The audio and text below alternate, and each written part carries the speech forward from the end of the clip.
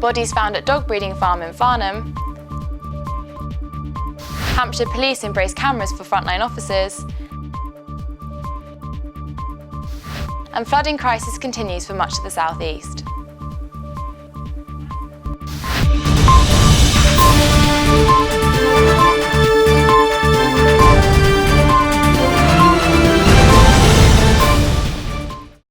Hello and welcome to Winchester News Online. I'm Lucy Britt.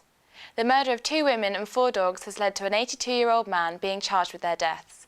The bodies were found with gunshot wounds on Sunday morning at a dog breeding farm in Farnham. Chief reporter Alex Delaney was at the scene.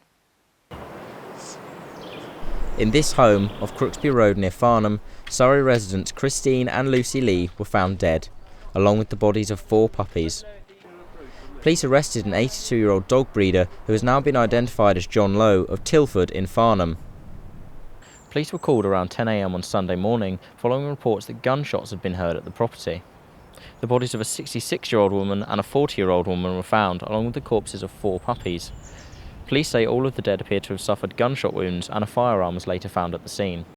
The officer leading the investigation said, "It is extremely sad that 2 people have lost their lives and police liaison officers are working hard to support their relatives and friends at this very difficult time." Mr. Lowe has now been charged with 2 counts of murder and possession of a firearm with intent to endanger life. He is due to appear at Guildford Crown Court later. Alex Delaney, Winchester News Online, Farnham.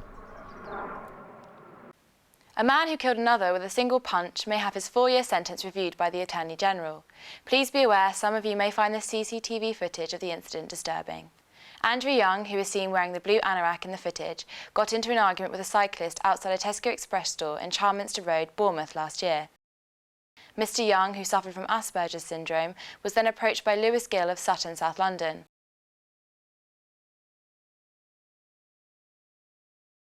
Gill then punched Mr. Young, who fell backwards into the road. Mr. Young was then taken to hospital, but later died. With the police force in Britain under scrutiny, Hampshire Police has made the decision to be the first police force in the country to use cameras on its frontline officers. While many civil liberty groups appear to welcome the idea, there do remain concerns surrounding how the footage will be used, as well as deciding who gives the go-ahead for the cameras to be turned on or off. Bracken Stockley has this exclusive report.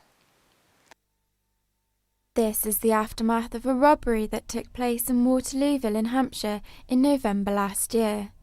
The footage, filmed on body-worn video, a small device clipped to the front of an officer's stab-proof vest, captures police's initial attendance to the chaotic scene.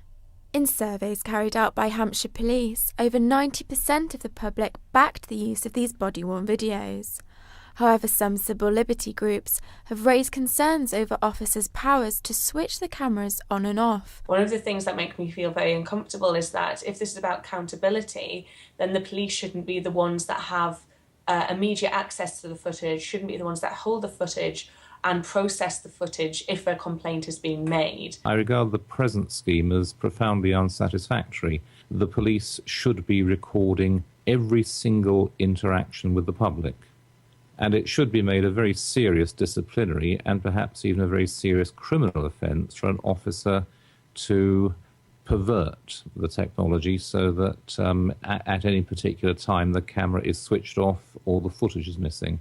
National lead in developing policy for the use of this technology is Hampshire's Chief Constable, who is in the process of setting up several principles as a guide for police using the cameras.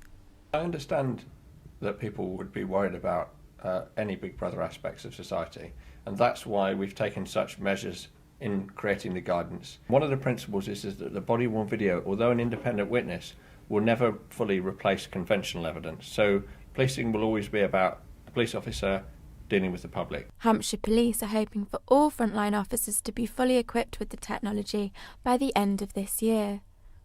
Bracken Stockley, Winchester News Online. Still to come on WINOL.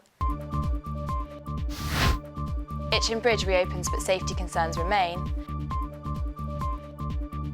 And Sparsholt celebrates Spikey's success. But first, the floods have caused devastation in the UK for weeks, and while it may now seem to die down, much of the UK is still at risk. There remains 93 flood alerts in place in the southeast, with local councils and the Environment Agency continuing efforts to aid those affected.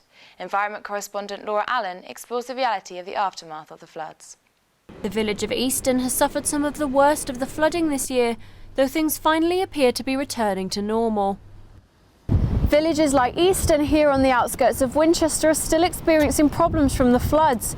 Saturated fields like this one are begging the question, where exactly has all this groundwater got left to go? Just one of those things, we can't really do anything about it, and it's just surface water, but I'm a bit bored of it. That's my feelings. I'm bored and tired and want it to stop raining.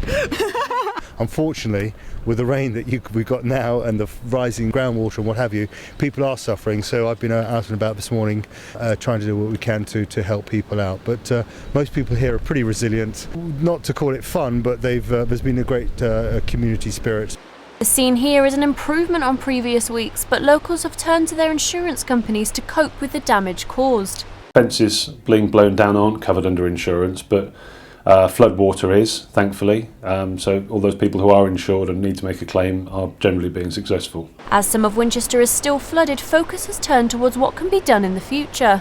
While the Prime Minister has said money is no object for the clear-up operation, of course money will very much be an object in terms of the operation that follows, which will be looking at what flood defences need improvement and how is that going to be done. As the cones and sandbags are hopefully put away, the flood clean-up will continue. Laura Allen, Winchester News Online. Now, from police cameras to police dogs. In a bid to highlight the important work police dogs carry out, Hampshire will give them the same honours as police officers when they join or retire from the force. They will also even receive a certificate of service. Crime reporter Tom Wright has this report. Police officer with a dog, this is your last warning. Come out and show yourself now or I will send the dog. Roxy is 6 years old and her partner says she is a vital member of the police family. This is why. Roxy catches suspects that police officers can't. And this is what happens if you don't listen to her.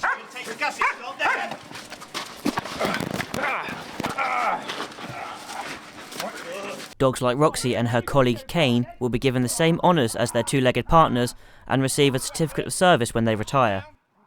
The police says the recognition is deserved.